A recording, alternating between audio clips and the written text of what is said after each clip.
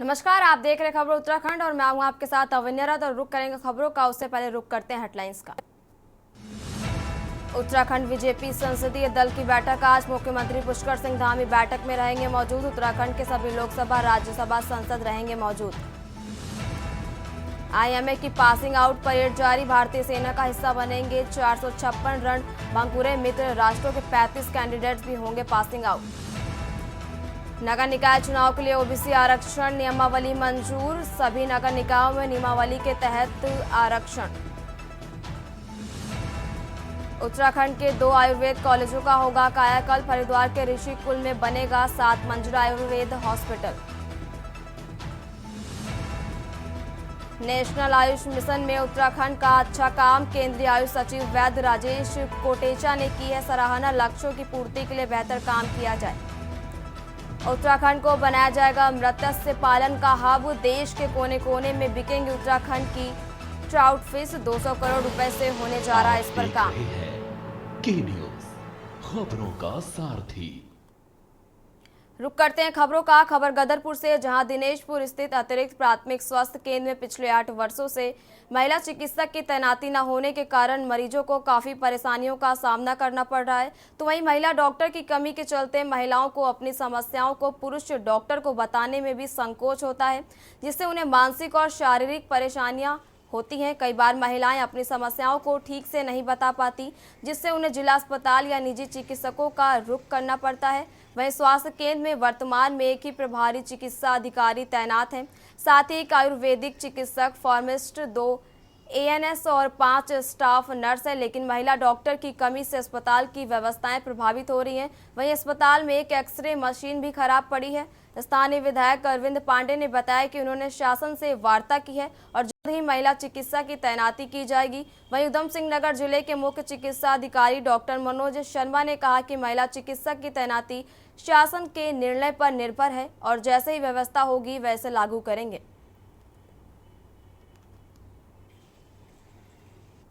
देखिए, दिनेशपुर जो है हमारी टाइप ए पीएचसी है, उसमें एक ही पद स्वीकृत है। उसके सापेक्ष जो है मेडिकल अफसर की वहाँ पे तैनाती वहाँ पे की गई है। और जहाँ तक महिला चिकित्सक की तैनात करने की बात है, आपकी मांग उचित है कि वहाँ पे काफ़ी पॉपुलेशन है और काफ़ी महिलाएं भी वहाँ पे आती हैं इलाज के लिए भी और डिलीवरी के लिए भी आती हैं। तो इस संबंध में दिनेशपुर पीएचसी को उच्चीकरण के लिए भी शासन को इसमें लिखा गया था। अभी तक उसमें आगे कार्रवाई अपेक्षित है। तो अगर इसका उच्चीकरण, दिनेशपुर पीएचसी का उच्चीकरण हो जाता है, पद सर्जित वहाँ पे हो जाता है, तब ही हम वहाँ पर महिला चिकित्सक को तैनात कर पाएंगे। इसके अलावा भी अगर हमारे पास में डॉक्टर, अगर महिला चिकित्सक, अब एक्चुअली अभी हमारे पास में कमी है, अगर हमारे पास महिला चिकित्सक किसी माध्यम से अगर हमें सरप्लस मिल जाते हैं तो फिर भी हम मांग के हिसाब से वहाँ पे उनकी तैनाती करने का कोशिश करेंगे। अतिरिक्त प्राथमिक स्वास्थ्य केंद्र दिनेशपुर है। ये जब यहाँ पे बंगाली विस्थापितों को बसाया गया था, उस दरमियान 60 के दशक में इसका निर्माण हुआ था। तब भी एक डॉक्टर थे और आज इतने साल बीत गए, लगभग 60, 40 और 65 साल हो गए। 65 साल में भी एक ही डॉक्टर है। तब की आबादी में और अब की आबादी में ज़मीन आसमान का अंतर है। यहाँ पे स्वास्थ्य सुविधा ना होने से लोगों को कितनी परेशानी, भारी परेशानी हो रही है। एक डॉक्टर के सारे लगभग 1.5 लाख 2 लाख की आबादी है। एक डॉक्टर क्या कर पाएगा, बताइए। देखिए जी, ये दिनेशपुर अतिरिक्त स्वास्थ्य केंद्र जो है, यहाँ पे 1.5-2 लाख की आबादी का क्षेत्र है और एक ही स्वास्थ्य केंद्र है जिसमें आज तक एक लेडीज़ डॉक्टर की उपलब्धि नहीं हो पाई है, जिसके चलते हर महिला अपनी बीमारी का खुल के डॉक्टर साहब के सामने बोल नहीं पाते हैं। जो डॉक्टर हैं उनके सामने बोल नहीं पाते। इसके चलते कई महिला अपनी बीमारी को इलाज भी ढंग से नहीं करा पाते हैं। और मैं एक महिला हूँ, मैं महिला होने के नाते हर वो महिला की दुख समझती हूँ जो अंदरूनी बीमारी होती है, जो जेंट्स डॉक्टर को नहीं बता पाते। और मैं स्वास्थ्य मंत्री उत्तराखंड एवं मुख्यमंत्री से अनुरोध करती हूँ कि जल्द से जल्द यहाँ दिनेशपुर हॉस्पिटल, स्वास्थ्य हॉस्पिटल में एक लेडीज डॉक्टर की उपलब्धि कराए। ट्रीटमेंट ऐसे है ना, डॉक्टर साहब एक ही है। आप कोई महिला आए, कोई भी आए, उसका ज़्यादा परेशानी हो तो रिफर कर देते हैं और देखने वाला कोई नहीं, यही है कि डॉक्टर है। महिला डॉक्टर में कोई है नहीं, कोई नहीं, एक ही डॉक्टर के सहारे पे चल रहा है। एक ही डॉक्टर के सहारा पे 2-2-2.5 लाख की व्यवस्था। डॉक्टर तो एक ही है ना व्यवस्था। और तो ऐसा कुछ है ही नहीं। लगभग कितने आबादी वाला क्षेत्र है? 2-2.5 जगह आसपास तो है 2-2.5 लाख आबादी है आबादी है। और एक ही डॉक्टर के सहारे बता। एक ही डॉक्टर है, लेडीज कोई डॉक्टर नहीं है। भाई साहब, हमारा प्रयास है कि इसको प्राथमिक स्वास्थ्य केंद्र से बदलकर इसको सामुदायिक स्वास्थ्य केंद्र बनाया जाए। इसके लिए मेरा प्रयास चल रहा है। मुझे इस बात का अभी अफसोस है कि इस प्रयास में मुझको सफलता अभी मिल नहीं पाई है, लेकिन बहुत जल्दी हम इसको पीएसी से हम इसको सामुदायिक स्वास्थ्य केंद्र में परिवर्तित करने का प्रयास करेंगे।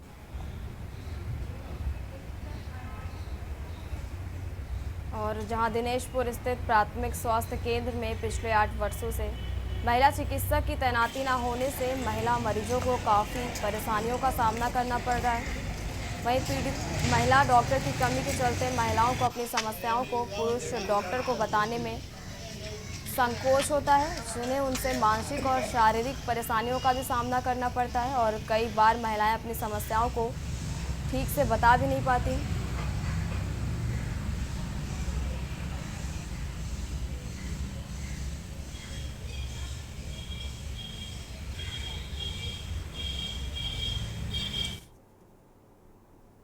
रुक करते हैं अगली खबर का। उत्तराखंड सरकार ने ग्राम प्रधान और ब्लॉक प्रमुखों को अगले 6 माह तक प्रशासन के रूप में कार्य करने का आदेश जारी किया है। इसके तहत हरिद्वार जिले को छोड़कर शेष सभी जिलों की ग्राम पंचायतों और क्षेत्र पंचायतों में निवर्तमान प्रधान और ब्लॉक प्रमुख की प्रशासक के रूप में कार्य करेंगे। यह आदेश पंचायती राज सचिव चंद्रेश कुमार ने गुरुवार को जारी किया। सचिव ने बताया कि उत्तराखंड पंचायती राज अधिनियम 2016 की धारा 130(6) के तहत राज्य सरकार को चुनाव न होने पर 6 माह से अधिक अवधि तक प्रशासक नियुक्त करने का अधिकार है। गौरतलब है कि पहले ही जिला पंचायतों में निवर्तमान अध्यक्षों को प्रशासक बनाया गया था। अब ग्राम पंचायतों और क्षेत्र पंचायतों में भी यही व्यवस्था लागू की गई है। यह व्यवस्था आगामी 6 माह तक या नई पंचायतों के गठन तक जारी रहेगी।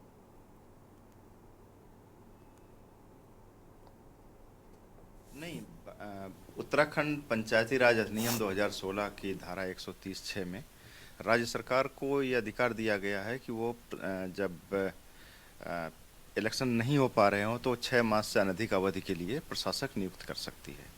इसी के तहत राज्य सरकार ने जिला पंचायतों में निवर्तमान अध्यक्ष को ही प्रशासक नियुक्त करने का निर्णय पूर्व में लिया था।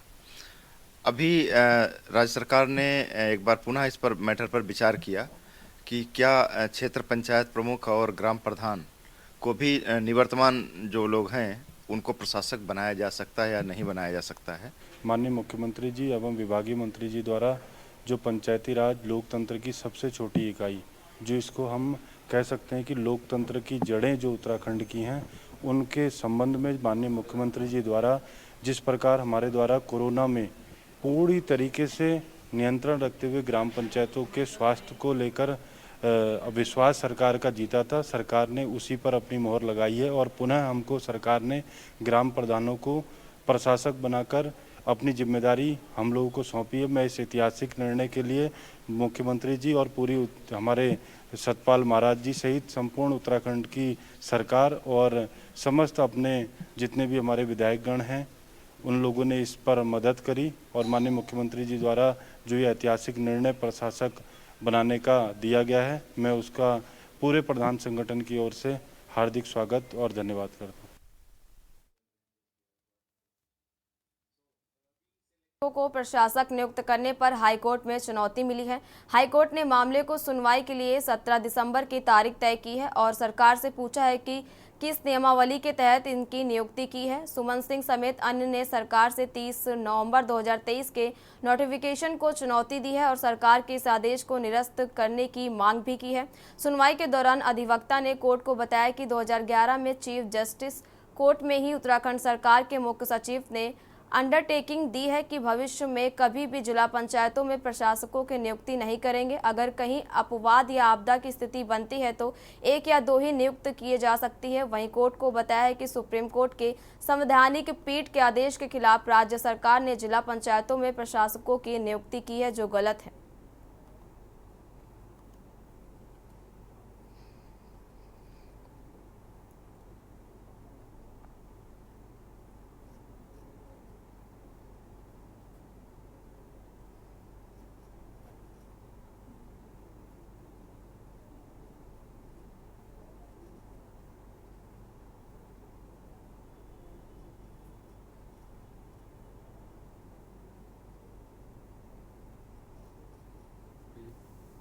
प्रावधानों के अनुरूप नहीं है और साथ में जो प्रशासक नियुक्त किए गए हैं जिला पंचायतों में, उस मामले को चुनौती दी गई थी क्योंकि राज्य सरकार ने 2011 में हाईकोर्ट को एक अंडरटेकिंग दी थी कि भविष्य में कभी भी बल्क में एडमिनिस्ट्रेटर अपॉइंट नहीं किए जाएंगे।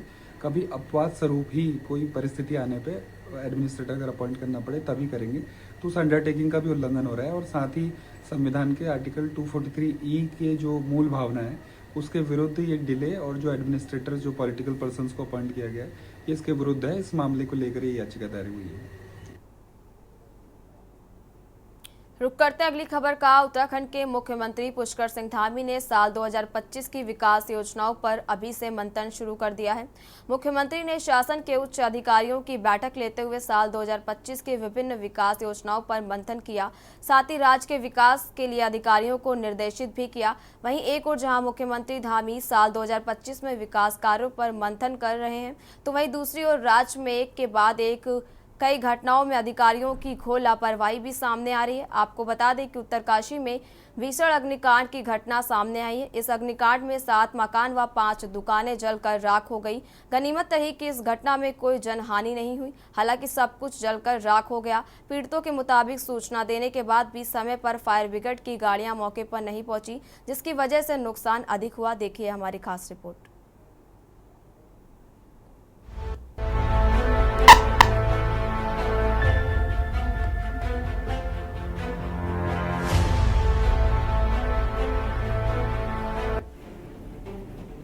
उत्तराखंड में अधिकारियों की लापरवाही थमने का नाम नहीं ले रही है। एक के बाद एक कई घटनाओं में ये लापरवाही साफ देखने को मिल रही है, जिसका खामियाजा आम जनता को भुगतना पड़ रहा है। ऐसा ही कुछ उत्तरकाशी में सामने आया है, जहां 7 मकान व 5 दुकानें जलकर राख हो गई हैं। गनीमत रही कि इस घटना में कोई जानहानि नहीं हुई है। हालांकि सब कुछ जलकर राख हो गया है। पीड़ितों के मुताबिक सूचना देने के बाद भी समय पर फायर ब्रिगेड की गाड़ियां मौके पर नहीं पहुंची, जिसकी वजह से नुकसान अधिक हुआ है। दमकल विभाग के पास मात्र एक गाड़ी आग बुझाने के लिए थी, जो करीब 1.5 घंटे बाद घटना स्थल पर पहुंची। वहीं आपदा प्रबंधन विभागों को सूचना देने के बाद भी अधिकारी समय पर मौके पर नहीं पहुंचे, जिसकी वजह से लोगों में काफी आक्रोश है। लोग सो रखे थे और अचानक से वो आग पता चला। कुछ भी नहीं बचा पाया। फायर ब्रिगेड वाले भी नहीं पहुंचे, पानी नहीं उनकी टंकी में, वो भी 1.5-2 घंटा लेट पहुंचे। वरना आग बुझ जाती टाइम से। राकेश भंडारी। आग का तो पता नहीं लगा कैसे है। 5 लोग रहते थे, अब किसी तरह हमने जान बचा के बाहर निकले हैं। फायर वालों को फ़ोन करा, फायर वाले भी 2 घंटे बाद आए। लगभग 1:45 बजे की बात है। कितना नुकसान हुआ है? सब नुकसान हो गया। हम तो नंगे पाँव भागे, कपड़े भी नहीं बचा पाए हमने। और ये भंडारी ड्राई क्लीन में जो आज आग की घटना हुई है, उसमें कम से कम, क्योंकि ये शहर के सेंटर में जगह होने के बावजूद भी फायर ब्रिगेड समय पे नहीं पहुंच पाई। करीब मैंने 3 बजे 108 पे कॉल किया, उनसे संपर्क किया। उन लोगों ने जानकारी ली, जरूरी जानकारी उनको मुहैया कराई गई। फिर भी 1 घंटा देरी हुई, जिस वजह से यहाँ पे बहुत भारी नुकसान हो गया है। बाजार में एक मकान में जो देवदार की लकड़ी का था, वो उसमें आग लगी है और उसको फायर स्टेशन बड़कोट की गाड़ी मौके पे गई एक, और उससे वो आग बुझाने का काम कंप्लीट नहीं हो पाया।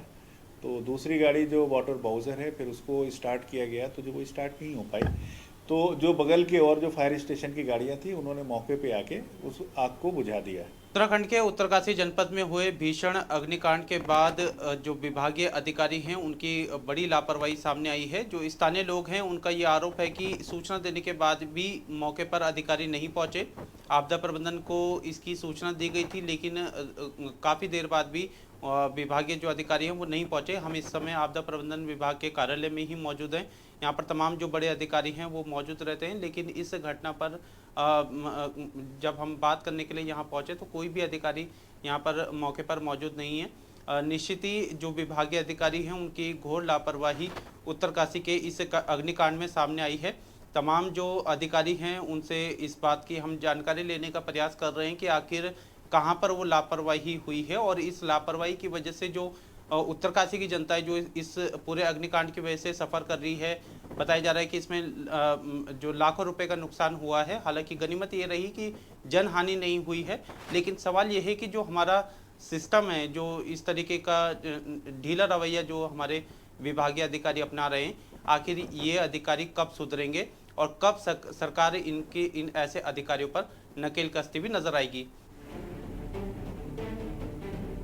आपको बता दें कि राज्य में अफसरशाही के हावी होने के साथ ही लापरवाही के कई मामले सामने आ चुके हैं।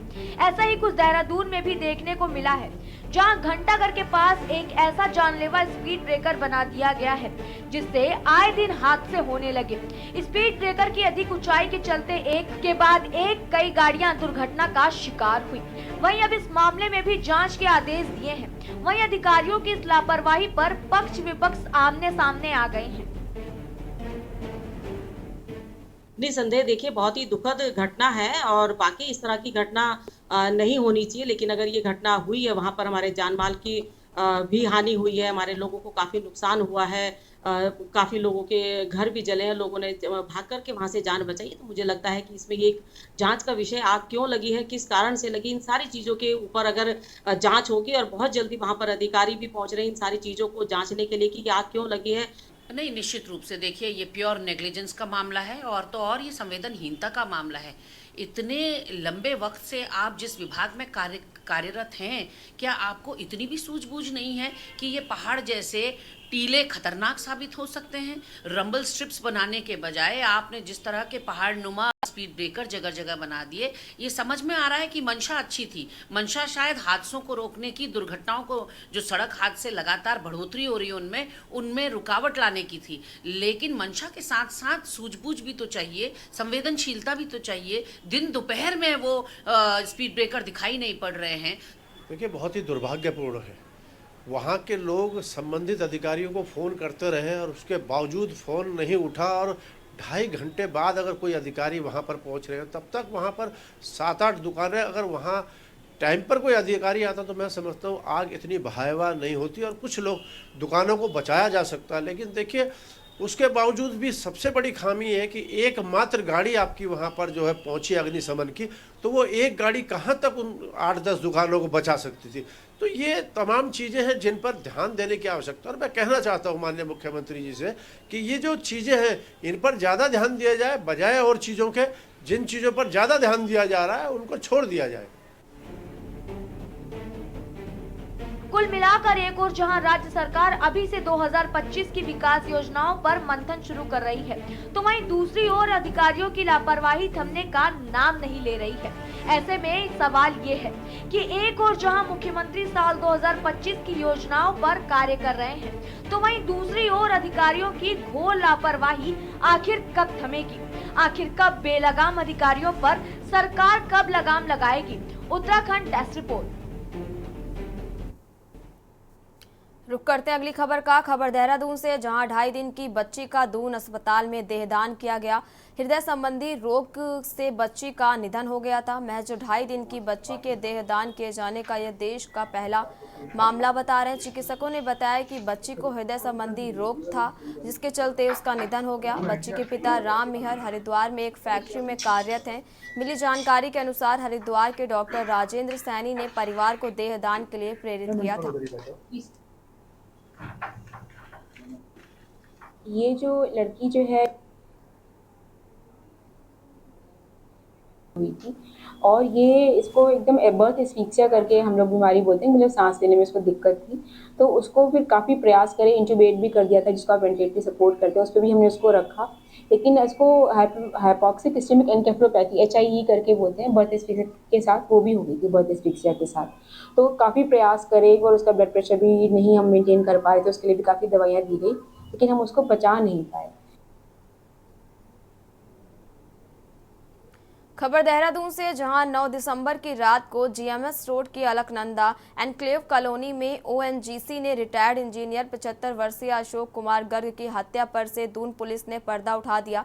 इस हत्या के पीछे 2 व्यक्तियों का हाथ सामने आया है, जो किराए का कमरा देखने के लिए रिटायर्ड इंजीनियर के घर में आए थे। उस दौरान उन्होंने मेज पे रखी मकान मालिक की बैंक पासबुक देखी और उस पर दर्ज रकम से इनका ईमान डोल गया। अशोक कुमार गर्ग की हत्या के आरोप में पुलिस ने नवीन कुमार चौधरी निवासी खेड़ी थाना दरौला जिला मेरठ उत्तर प्रदेश, वर्तमान निवासी माउंट फोर्ट एकेडमी के पास इंदिरा नगर वसंत विहार, अनंत जैन निवासी बड़े मंदिर के पास जैन मोहल्ला बड़ौत जिला बागपत उत्तर प्रदेश, वर्तमान निवासी अलकनंदा एनक्लेव जीएमएस रोड को गिरफ्तार कर लिया। आईजी गढ़वाल ने घटना का पर्दाफाश करने वाली पुलिस टीम को 25,000 रुपये इनाम देने की भी घोषणा की है।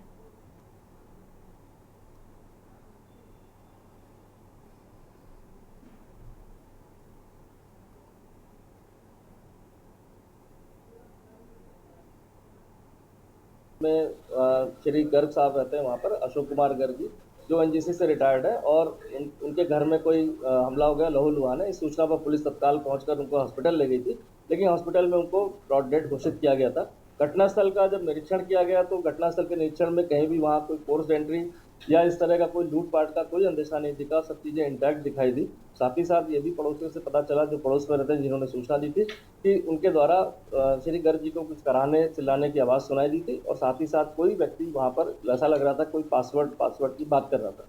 चूँकि ऐसी बात आई थी, प्रथम दृष्टया जितनी भी पूछताछ वहाँ हो पाई थी, और ये बताया गया कि जब कॉलोनी के लोग वहाँ इकट्ठा हुए तो गेट के बाहर तो 2 व्यक्ति जो है वहाँ से पीछे से कूदकर जो प्लॉट बने हुए वहाँ से भाग गए। इस सूचना के आधार पर जितनी भी पूछताछ थी उनके परिजनों से भी बात की गई, लेकिन कहीं भी कोई रंजिश, कोई प्रॉपर्टी डिस्प्यूट या अन्य कोई ऐसी बात नहीं पता चल पाई थी। खबर उत्तराखंड में फिलहाल इतना ही। आप देखते रहिए के न्यूज़ इंडिया। नमस्कार।